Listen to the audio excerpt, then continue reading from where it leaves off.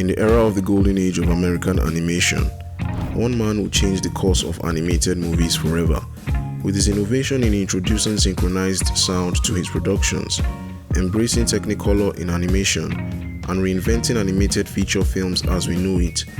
Walt Disney became a pioneer in the world of animation and a cultural icon in America. But before we go any further, don't forget to subscribe and turn on that notification bell for more updates on the channel. Now, this video will only cover Walt Disney Animation Studios, not Pixar and not any of the direct-to-video made movies. The golden age of American animation was responsible for laying the foundation for what would become today's animation landscape. It was responsible for some of the world's greatest cartoons and icons that would emerge from that era. But even in an era where so much was going on, Walt Disney would emerge as one of the pioneers that would transform his era and set the stage for future generations. Now, as much as I want to, I won't go in depth into the history of Walt Disney, but let's take a very brief look at the man who would revolutionize American animation. In 1923, Walt Disney, along with his brother Roy, founded the Walt Disney Company, formerly known as Disney Brothers Cartoon Studio. Disney would create his first fully animated short with the creation of Oswald the Lucky Rabbit. A contract dispute with Charles Mintz, one of his distributors, and Universal owning the rights to Oswald would lead to the creation of one of the most iconic figures in all of American animation, Mickey Mouse. Even though Mickey Mouse had appeared in screenings prior, Mickey Mouse would ultimately find success with the release of the short Steamboat Willie, one of the first animated productions with synchronized sound and a fully produced soundtrack. It became the most popular cartoon of its day. With the success of Mickey Mouse, Disney would break new ground with the production of Silly Symphonies, a series of animated shorts that would make use of Technicolor, a new way to introduce color to film. The very first short was called Flowers and Trees. It would release in 1932 and go on to win the Academy Award for Best Cartoon.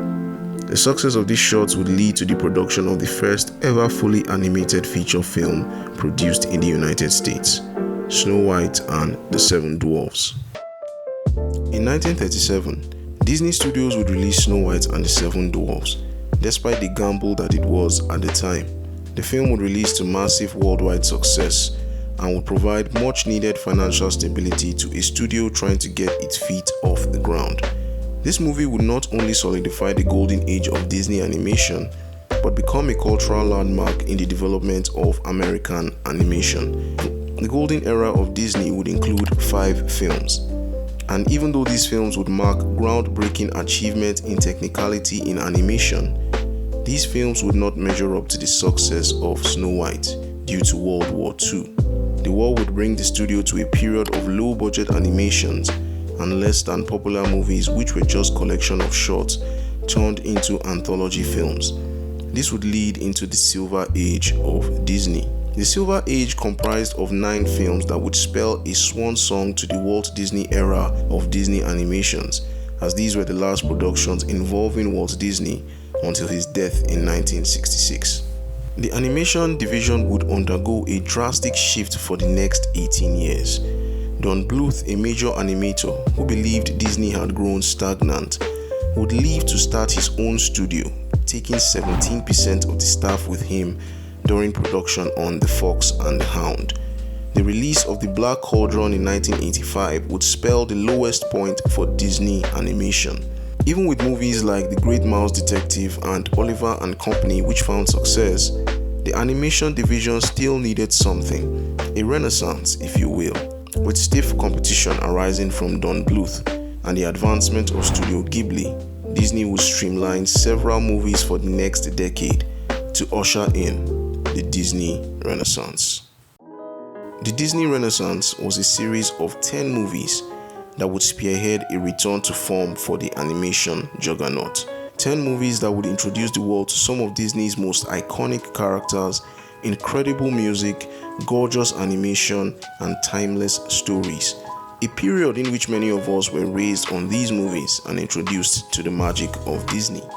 these movies would stabilize the animation division, so much so that they would take risks in producing different types of animation, with a lot of deep cuts being produced in this period. After fully embracing 3D, Walt Disney Animation Studios would go on to produce some of the classics we know today.